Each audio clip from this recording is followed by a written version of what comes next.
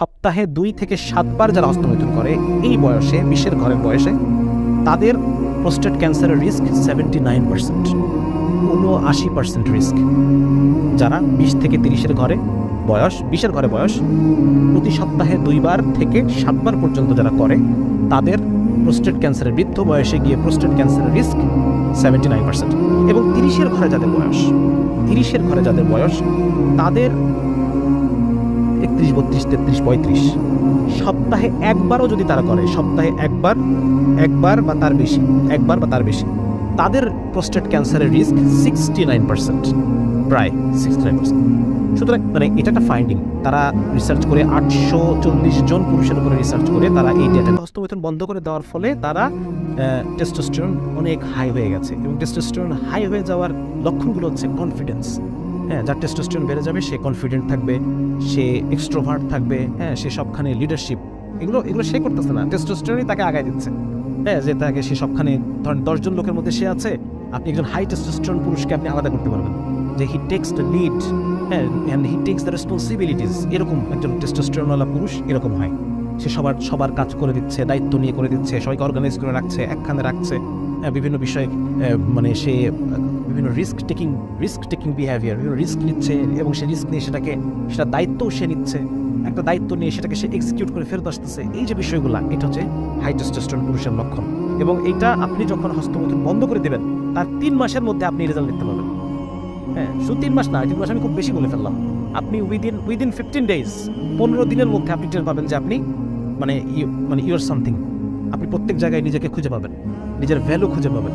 হ্যাঁ, নিজের যে যোগ্যতা, এই যে জীবনের সুখ কোথায়, ওই পর্নোগ্রাফি দেখে হস্তমৈথুন করার মধ্যে সুখ নাই। এবং আপনি যখন নিজেকে একজন সাকসেসফুল পুরুষ হিসেবে, একজন লিডার হিসেবে আপনি দেখতে পাবেন নিজেকে, হ্যাঁ, নিজের ফুল মানে কোয়ালিটিকে আপনি যখন প্রস্ফুটিত হতে দেখবেন, ফুল কোয়ালিটিকে আপনি যখন বিকশিত দেখবেন যে আমি বিকশিত হয়েছি, এইটা হচ্ছে একজন পুরুষের তার মূল জীবনের যে সুখ, জীবনের প্রশান্তি হচ্ছে এইখানে। আমাদের মধ্যে যখন পর্নোগ্রাফি দেখার আগ্রহ আসে, এরপরে আমার নিজের কন্ট্রোল আর নিজের হাত থাকে না। সুতরাং এই সময়টাতে আপনি একটা টাইম পাচ্ছেন দেখার ইচ্ছা এবং দেখা শুরু করা, এই মাঝখানের টাইমটাতে আপনি নিজের কন্ট্রোলটা অন্য কারো হাতে তুলে দেন। আমার কথা বোঝা গেছে কিনা? যে আপনি নিজের কন্ট্রোলটা অন্য কারো হাতে তুলে দেন। সেটা হইতে পারে আপনার কোনো বন্ধুকে ফোন দিয়ে আপনি আধা ঘন্টা গল্প করবেন, বা আপনি বাইরে বের হয়ে যেয়ে কারোর সাথে দেখা করবেন, অথবা আপনি নামাজের আগেই মসজিদে চলে গেলেন, হ্যাঁ, গিয়ে মসজিদে গিয়ে আপনি বসে আছেন, বা মানে মোট কথা আপনি একাকী থাকবেন না, সেই সময় একাকী থাকবেন না। এবং ডিভাইস, এই আপনার এবং ডিভাইসের মাঝখানে কোনো কানেকশন থাকবে না, ঠিক আছে না? এটা কিন্তু খুব মাথায় রাখার বিষয়। তবে আশার কথা হলো, পর্ন দেখা পুরোপুরি ছাড়তে পারলে সময় সাপেক্ষ হলেও এ থেকে পুরোপুরি সুস্থ স্বাভাবিক অবস্থায় ফিরে আসা সম্ভব। তো প্রশ্ন হলো, ছাড়বো কিভাবে? প্রথম কাজ হলো সোর্স বিনষ্ট করা। আপনার কাছে পর্নের যত প্রকার সোর্স বা কালেকশন আছে তা পুরোপুরি নিশ্চিহ্ন করে ফেলুন। এমনিতেও পর্ন সংরক্ষণ করা আইনত দণ্ডনীয় অপরাধ। ভাবুন আপনার কিছু আছে কিনা যা আপনাকে পর্ন দেখতে প্রলুব্ধ করছে। থাকলে তা থেকে যথাসম্ভব দূরে থাকুন। প্রয়োজন ছাড়া স্মার্টফোন বা কম্পিউটার ব্যবহার কমিয়ে ফেলার চেষ্টা করুন। খেয়াল করুন আপনি কোনো নির্দিষ্ট সময়ে পর্ন দেখেন কিনা। এমনটা হলে ওই সময়ে একাকী থাকবেন না, মানুষজনের মধ্যে থাকার চেষ্টা করুন। অহেতুক রাত জাগার অভ্যাস থাকলে তা পরিত্যাগ করুন। রাত যত বাড়তে থাকে পুরুষের টেস্টোস্টেরন হরমোন আর নারীর প্রোজেস্টেরন হরমোন নিঃসরণের পরিমাণ ততই বাড়তে থাকে, যা যৌন আকাঙ্ক্ষা সৃষ্টির জন্য দায়ী। এজন্য গভীর রাতে পর্ন দেখার অভ্যাস থাকে অনেকের।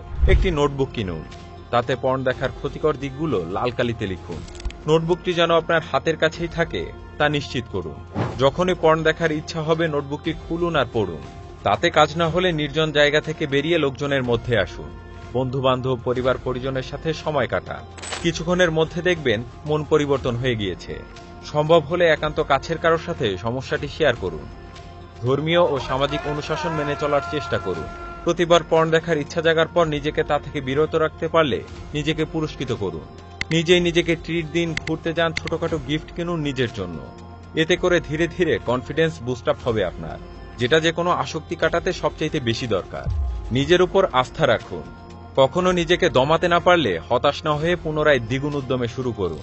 মনে রাখবেন যে আসক্তির বিরুদ্ধে লড়ছেন আপনি, তা হেরোইন আসক্তির চেয়ে কম কিছু নয়। যে যুদ্ধ আপনি শুরু করেছেন সে যুদ্ধের যোদ্ধা আপনি একা নন। আপনার মতো লাখো মানুষ এই যুদ্ধে জয়ী হচ্ছে। আপনিও পারবেন। শুধু প্রয়োজন দৃঢ় সংকল্প, একাগ্রতা আর কঠোর প্রচেষ্টা।